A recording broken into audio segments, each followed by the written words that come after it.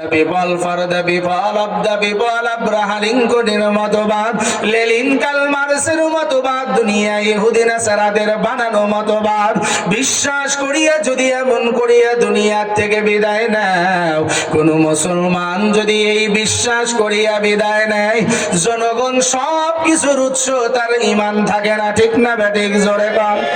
এমন অবস্থায় যদি মরণ হয়, রব্বে কারীম বলে, রে গোলাম, তোর জন্য আমি আল্লাহর একটা জান্নাত বানাই নাই, তোর জন্য ঠিকানা রেখেছি জাহান্নাম।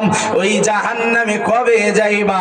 মানুষ ধরিয়া কবরে যখনই রেখে আসবে, আমি আল্লাহ আও হুফরাতুম মিন হুফারিন নার, তোর কবরের ভিতরে জাহান্নামের আগুন জ্বালায়া রাখবো, 99টা সাপ দিয়া রাখবো, বড় বড় বিচ্ছু দিয়া রাখবো রে নাফরমান। আন্দা বয়রা ফেরেশতা পাঠায়া দিব, জাহান্নাম তীর বড় বুগুর নিয়ে যায় তোরে পিটাইতে আরম্ভ করবে। এরে নাফরমান কাঁদবি আর বলবি, আল্লাহ তুমি না রহমান, তুমি না রহিম।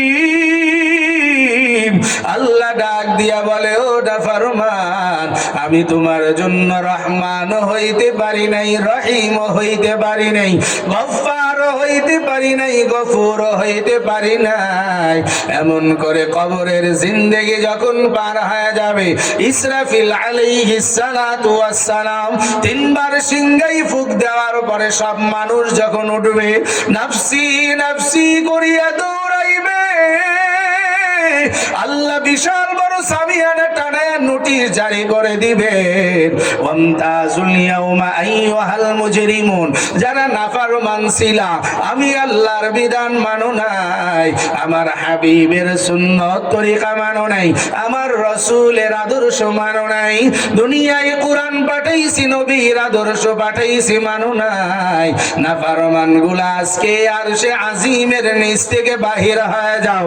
সব নাফরমান গুলা যখন বাহির হয়ে যাইবে, আল্লাহ ফেরেশতাদেরকে বলবে, ও ফেরেশতার দল, আরশে আজিমের নিচে যারা আছে তাদের হাতের ডান হাতের ভিতরে আমলনামা দিয়া দাও, আর যারা ভিতরে থাকতে পারে নাই ওদের বাম হাতে সোজা হাতে আমলনামা দিব না।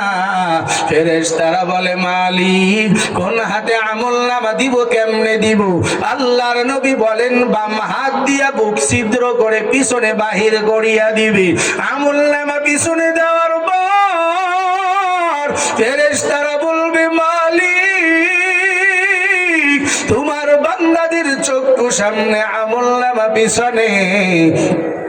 আল্লাহ ঘোষণা দিয়া বলবে, ঘাড়ের রগগুলা মোটা হয়ে গেছে, দুনিয়ায় 60 বছরের হায়াত দিয়েছিলাম, সন্তান দিয়েছি, সম্পদ দিয়েছি, সম্মান দিয়েছি, সব কিছু দিয়েছি আমি আল্লাহর